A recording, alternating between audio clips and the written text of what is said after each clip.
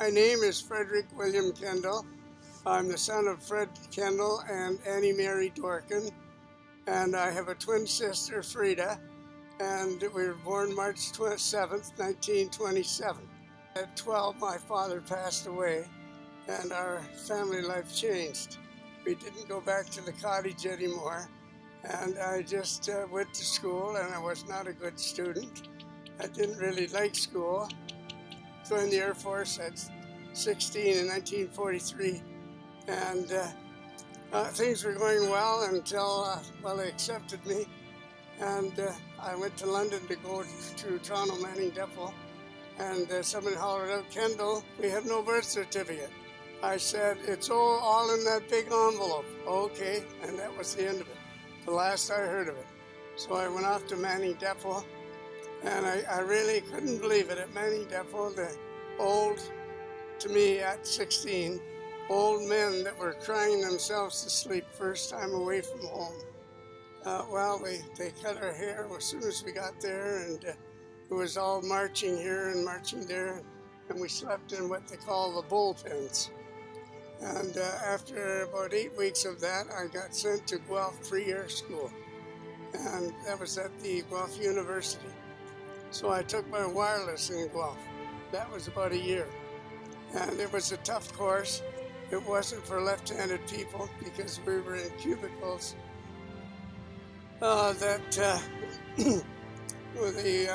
bug, as we called it, wireless set, was on the right-hand side, so I had to use my left hand with the bug and then stop and write with my pencil because I couldn't see the maneuver the code with my right hand.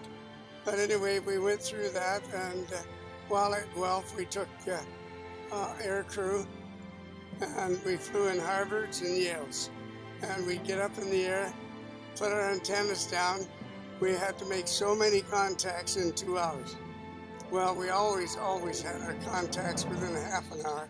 So then it was just a dogfight throughout we got out over the lake in the Yales and the Harvards, and we would just make like we were in dogfights. It was just a wonderful time. I was just a happy little kid flying around this military plane, enjoying my life. But quit was not in my vocabulary, so I struggled through and eventually got my sparks in Guelph, and then I got transferred to Fingal, and that's where I graduated and got my WAG wings. And that the war was pretty well coming to an end. The European war ended, so I signed up for the Pacific, and I went to Mount Hope for a refresher course. And we figured when we finished that, we'd head off to the Pacific. Well, before we finished the course, Mr. Truman, President Truman, dropped the atomic bomb in Hiroshima and Nagasaki, and that ended World War II. So I was stationed in Mount Hope, and they were discharging everybody, so I told them, my little white lie, that I was discharging myself in Vancouver. Well, they sent me to Vancouver, so I did get a trip out to Vancouver. We were there for about 10 weeks, and I came up and we got our discharge, and I managed to get my ticket back home, and then that was it. I was out of the Air Force. But going back to the beginning, my dad's 3 brothers, there were 4 of them went over in France, and my one brother-in-law, Ernest Dorkin, was killed at Vimy Ridge, and the other 3 came back. My one Uncle Alf lost an eye. My dad got a bit gassed, and my other uncle, he got some too. And so in that way, we're a bit of a wartime factory. I understand my dad in France did what they call tunneling, and that was not an easy thing.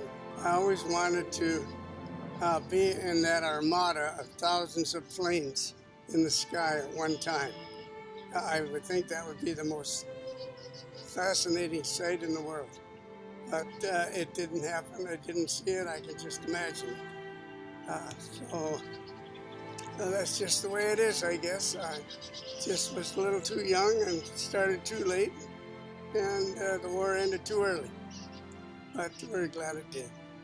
After the war, I was a Boy Scout leader, and a fellow passed away in a car accident. He was a bank messenger.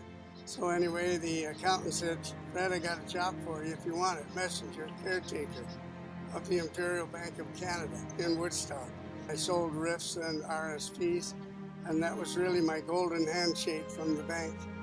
They paid very good commission. I made very good money. I bought myself a sailboat. I sailed for about 30 years. And banking became my career in the end, and I did very well in it. Now I'm the last of 8. I'm still here at 90. So how long am I going to stay? I don't have a clue. But I'm going to make the best of it.